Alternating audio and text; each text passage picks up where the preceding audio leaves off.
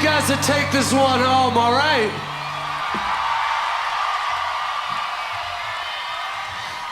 I don't wanna see me, 'cause I don't think that they'd understand. When everything's meant to be broken, I just want you to know I am.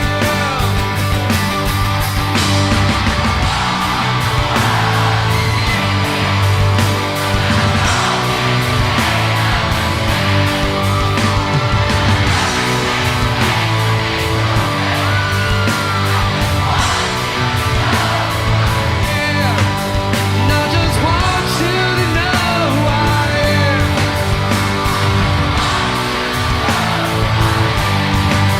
And I just want you to know I am. Yeah. Welcome to my YouTube channel.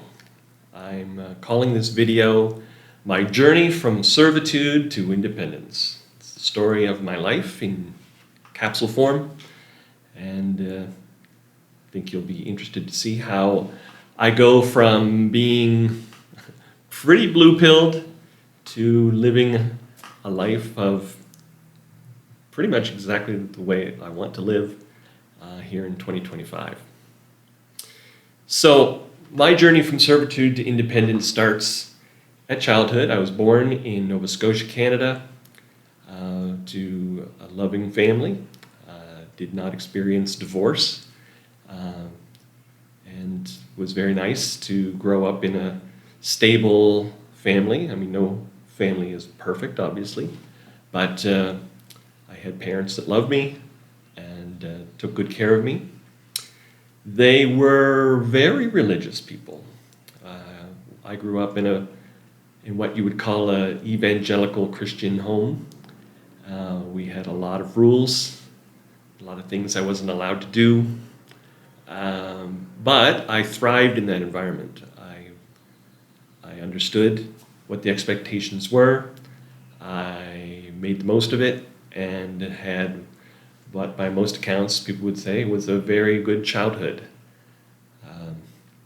My father ended up taking his religion very seriously, and he went off to Bible college in New Brunswick, Canada, for 3 years, and so we moved to New Brunswick for me as a child, and had 3 wonderful years getting to know other people in that same environment. And when I graduated from high school, I ended up going to the same Bible college myself for 3 years, then transferring to a university program in Maryland in the United States. Got my Bachelor of Arts degree in Bible. And I would say that overall I had a very good childhood. I ended up meeting my soulmate, if you want to call it that, at the age of 19. And we ended up getting married at 21 for me. She turned 21 on our honeymoon. And we ended up having 3 children who I love very much and I'm still close with.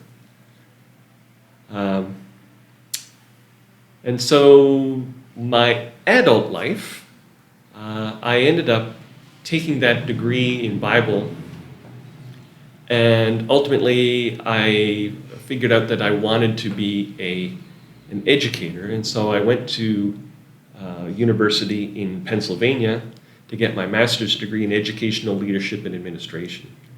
And I graduated from that program in 2001 and ended up having about a 10-year career in education, including being a teacher and being a principal of 3 different private schools, one in Canada, one in the United States, and one in Brazil. All 3 of which were excellent experiences for me. I very much enjoyed it. However, by the time I got to the end of my experience in Brazil, and had been doing this now for about 10 years, kind of came to the conclusion that we really weren't making much of a difference for these kids. What I discovered is that even in private school education, which is what I was involved in, that what we taught the students wasn't that much different from what they were being taught in the public system. And I thought that was a real shame because we had the opportunity to teach them the stuff that they really needed to know and was really important to know. And instead of teaching them those really valuable subjects, we ended up teaching them almost exactly the same thing they would have gotten if they went to the public schools that they could have gone to. And so I was becoming increasingly frustrated with the educational process as a whole. I still believe that working in private schools was a whole lot better than trying to work in the public system, although I deeply appreciate those people who work in the public school system and try to be a light and be, a good teacher in that system, and work your way through all the crazy restrictions that are upon you there. And so at the end of the second year of being in Brazil, I had the opportunity to sign a contract to do another 2 years. And I was very excited about renewing my contract in Brazil. My experience there was really good. But my wife was convinced that we were not supposed to renew. And I was like, well, I'll be honest, I didn't even really give it, I didn't even pray about the situation. I just assumed that because we planned on coming to Brazil for at least 6 years, that we would just automatically renew for 2 more. And so I said, but let me give it the weekend. My boss in Brazil was asking for me to make a commitment. And I said I'd like to take the weekend to discuss it with my wife before I just arbitrarily say yes.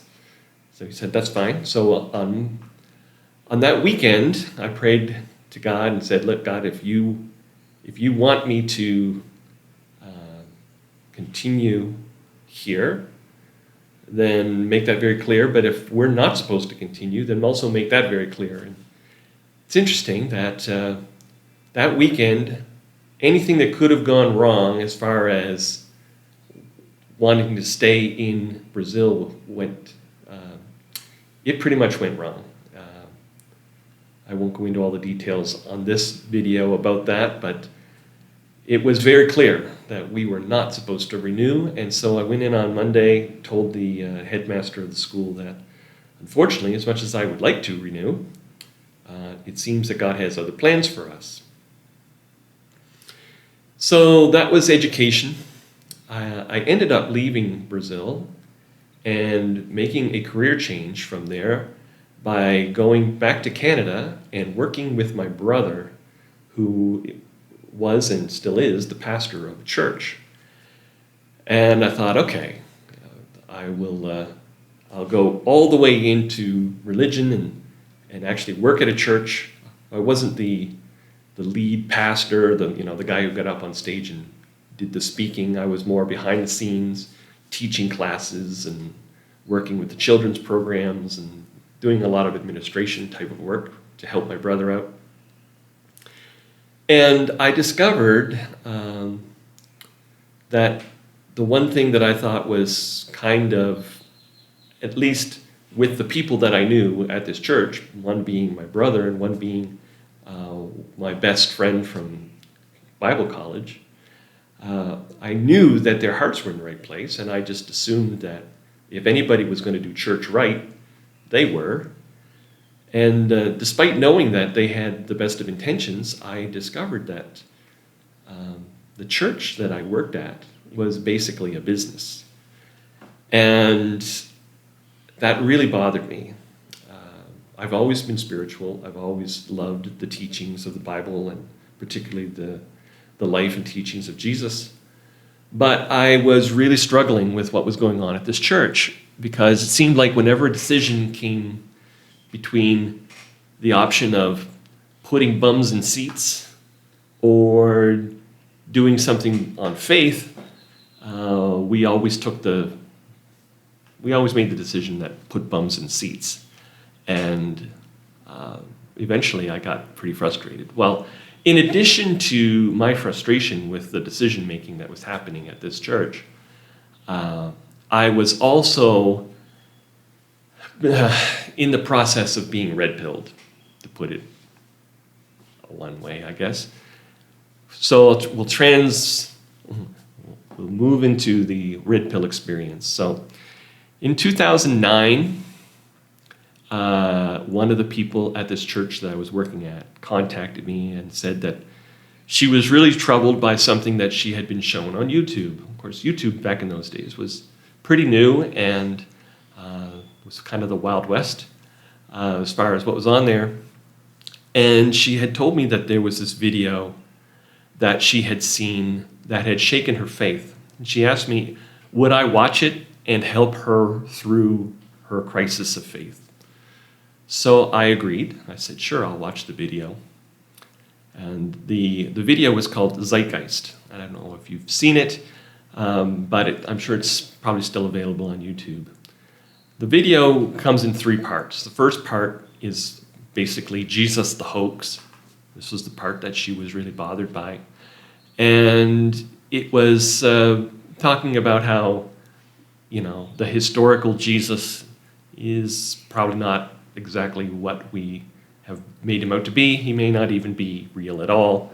He may just be a fictional character based on astrological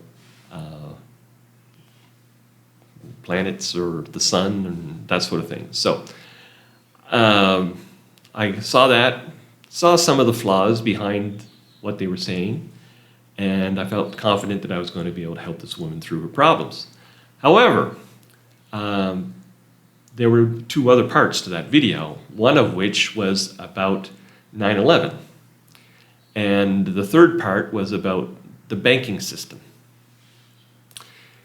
So I couldn't unsee what I'd seen, and I remember that when 9/11 happened, I was very much alive, and in fact, I was living at the time in the city of Philadelphia, which, if you remember, the situation was kind of in the middle of everything. We had New York City to one direction, we had Shanksville to another direction, and we had Washington, D.C. to the south. And we were really, I remember that day I was working at a newspaper at the time while I was going to university to get my master's degree. And I remember going into work that day, and the whole newsroom was shut down. Everybody was glued to the TVs, and everybody's question was, have you seen it? I'm like, seen what? Seen what's going on in New York? Because at first everything was focused on New York City. And of course that day changed my life. I remember watching, we were all sent home that day, nobody did any work. Picked up the kids from school, and we watched TV all day about what was going on with all this terrorist activity sort of thing. And I remember at that time seeing things and saying, wow, that looks like controlled demolition to me, but they're saying that it's this, and because I'm a blue-pilled kind of guy, I'm just going to accept what the government says and trust that they know what they're saying, and I'm going to believe the official story. But when I saw this video, this Zeitgeist video, it really changed the narrative for me. And I remember going back, because this was several years after, this was 2009, so it had been 8 years since I had witnessed the actual TV coverage of the event on the day it happened, and brought back a lot of memories for me and a lot of feeling. But I also started to see things like, wait, if what these guys are saying is true, then I have been massively lied to. And I don't like the idea of being lied to very much. So I spent the next 6 months studying anything I could find on 9/11, most of it which was on the internet and YouTube. And back in those days, YouTube wasn't filtered like it is today or censored. And you could find a lot of very good information on YouTube back in 2009. And I actually developed an irregular heartbeat when I came across the information that I found on 9/11 back in 2009. Because for 6 months, I was studying and learning and observing things that completely flipped my world upside down. I believed that, the whole world was being well run, despite its obvious faults. Having grown up in Canada in the 70s and 80s, I was spoiled into thinking that the world is a really wonderful place. Canada at that time was an amazing place to live, very free. I felt completely free as a child growing up in Canada. Didn't have any clue about what it was like to not be free. Of course, that all changed in Canada. And, we'll get to that a little bit later on, but yeah, 9/11 changed my life, and especially seeing 9/11 from the perspective of somebody who wasn't blue-pilled. And I started to question everything in my life. And because I had seen this Zeitgeist movie, and it had been split into 3 parts, after my 9/11 experience, once I got to the point where it's like, okay, I believe that 9/11 wasn't what they officially said, and that it may have been an inside job, and that there were definitely people at high levels of government who were involved in this, and a whole lot of what was said is probably not true. I then turned my attention to the banking industry and government in particular, and to say, okay, if there's any truth then to what they said in the Zeitgeist video on 9/11, maybe there's some truth to what's going on with the banking industry. And so I started to not just research, I started to test, because with 9/11, this was an event that happened in history, and I was able to research about it, but I couldn't recreate it. But the banking industry was very much current with my life at that time, and so I was like, I want to see if some of this stuff is true. So I started doing all sorts of things to test what I was hearing, to see if it was true about the banking industry. And I'll go into a lot of detail in other videos about what I learned about the banks. So I'll save that for another day. But let's just say I learned a lot. And I've done a lot of things that a lot of people said, you're going to go to jail. You're going to get in all kinds of trouble with in Canada, the Canada Revenue Agency, which is the equivalent of the IRS in the United States. And that your life is going to be ruined because you're going up against the machine. And, I had always looked at life before all of this and thought, to call it like the machine, the matrix, or whatever, like it would have been very hurtful to me. It's like, this is my world. This is where I'm at. But I came to the realization that, yeah, the whole system, it's not that it's bad. I would not say that the banking industry is bad. It is what it is. But it is definitely designed to fool you, and it is definitely designed to take advantage of you. So after 9/11 and the banking industry, and then started exploring ideas with governments, and I learned a lot about governments as well, I started realizing that I needed to let go of some attachments. And when I started to let go of these attachments that I had, my irregular heartbeat went away, and I started to live my new life, my new red-pilled life, from that point on. Now, I will have to say that that did lead to some challenges in my life, a lot of change in my life, which leads us into kind of the third part of this video, which is about manifestations. When you realize what it is that you want, I wanted to be free. I wanted to have the same kind of life in my adult life that I'd had in my childhood, growing up in Canada. Growing up in rural Canada in the 70s in particular, I mean, it was just, I don't know anybody who locked their doors. I remember one time in particular, just as kids, being 5, 6 years old and running around being thirsty. And it's like, oh, it's such a long way to go back home to get something to drink. We'll just stop at the neighbor and ask the neighbor for a drink. I just wanted a glass of water. So it was 2 or 3 of us there, and we knocked on the door for a glass of water, and nobody answered. We knocked again, nobody answered.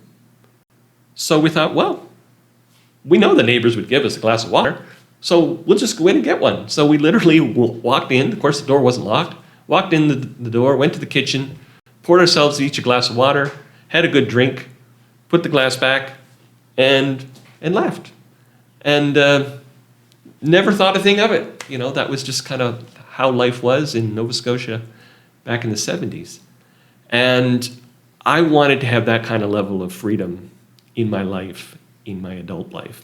Of course, married, 3 kids, mortgage, the whole 9 yards, doing all the things that blue-pilled people do, paying my taxes, all that.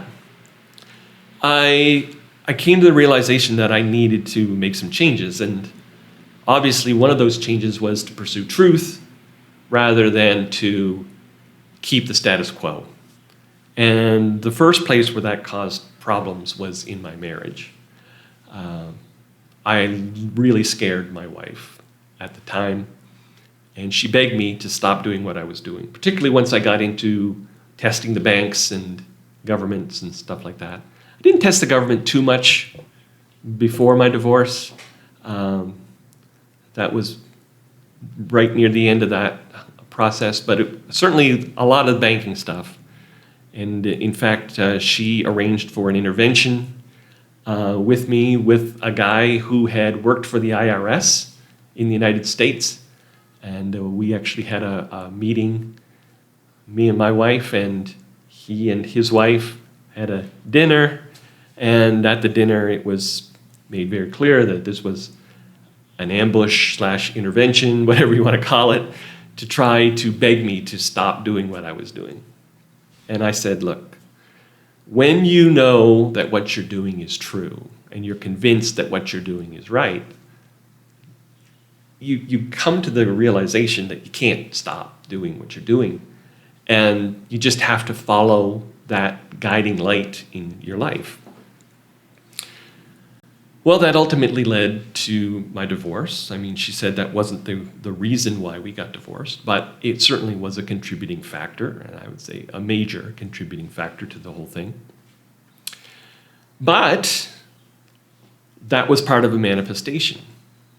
And so by manifesting that change in my life, it ultimately led me to finding another relationship, this time with a woman from Mexico, who I met in Canada.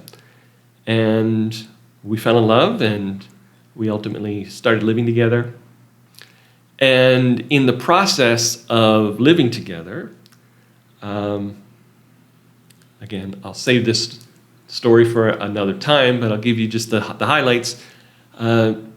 She was asked to leave Canada. She wasn't deported per se, but she had applied to be a permanent resident of Canada, and she was rejected. And so she was told that she needed to go back to Mexico.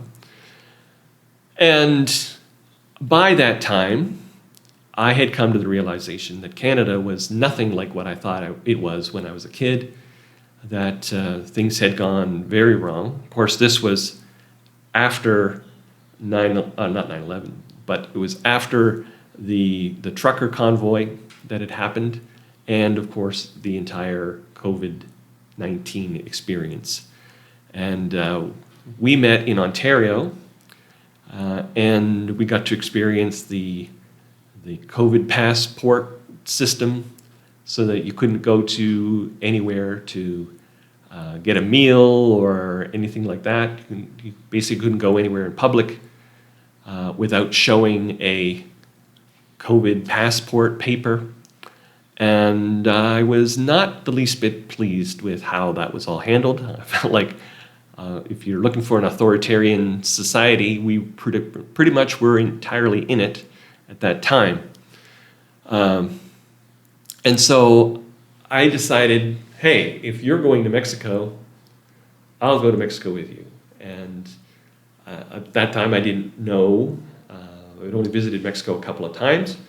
But I had a sense from what I had seen around the whole COVID-19 experience that things were a lot freer in Mexico than they were in Canada, at least in that way. So I ended up coming to Mexico, found out that life is a lot cheaper here, for one. I was fortunate in that I was able to bring my income with me to Mexico. I was working online. Thanks to COVID-19, the situation that I had, I was working for my other brother who has some private schools. And I was not working as a teacher or as an administrator. I was working as a graphic artist, which is another one of my skill sets. And I was doing graphic art for his private schools, and I was able to do that pretty much anywhere. And so I moved that to Mexico, and it worked out great. I was getting paid in Canadian dollars and converting them to pesos, and life in Mexico was going really well. However, being out of sight also meant being out of mind, and the amount of work that I was getting from those schools in Canada started to go down month after month after month. And because I was being paid by the hour for every job that I wasn't getting, my pay was going down every month. And so I was starting to see the handwriting on the wall that, hey, maybe I'm going to have to make changes in my career. And rather than fear that and see that as something that I needed to protect, I just decided through manifestation, it's like, okay, let's just see what happens and go with the flow and see how things get taken care of. I did have, other than just the working for my brother in his private school system, as a graphic artist, I also did some video work, making shorts, TikTok and Twitter shorts in particular, for an influencer. And, although it was a small amount per month, there was a little additional money to be made there. And this was in US dollars, so it was nice to have some US dollars to be able to convert into pesos as well. So that leads to the third thing, is that my job then, eventually I got to the point where I was like, okay, I don't know that I want to continue, because at this point, the amount of work that I was getting every month from my job was like a part-time employment now. It wasn't full-time anymore. It was basically a part-time job. So I had the conversation with my brother to say, look, we want to continue this on. I'm going to need a minimum 20 hours a week. I need to know that I'm going to be paid at least 20 hours a week. If not, we probably need to part ways, and you need to find somebody else to do what I do, and I need to do something else. Well, in the process of all that, one of the people that I had met through the church when I was working with my other brother at his church, we had become friends, and I had been his professional help, more just a listener to his issues. And through all that at the church, we had developed a friendship, and even after I had stopped working at the church, I maintained that relationship with him. And he was alone in the world. He didn't have his parents had passed away years before. He didn't really have any family. He didn't really have much in the way of friends. I was probably his best friend in the whole world. And we would get together for lunch once a month, which isn't that much. But it was very special to him, and it was something that I liked doing. And again, to make a long story short, I have many stories to tell. But to make a long story short, he ended up passing away in 2024, and he ended up leaving his estate to me, which included a house. And so even though I was in a situation where my income had been going down, now I was in a situation where I could have passive income through rent with a house in Canada. So I was able to get that house renovated through contacts that I had and start getting passive income through the rent on that house. And so in my life, I've had some pretty major change. I went from married to divorced to remarried, not legally remarried, but I have a wife, Mexican wife.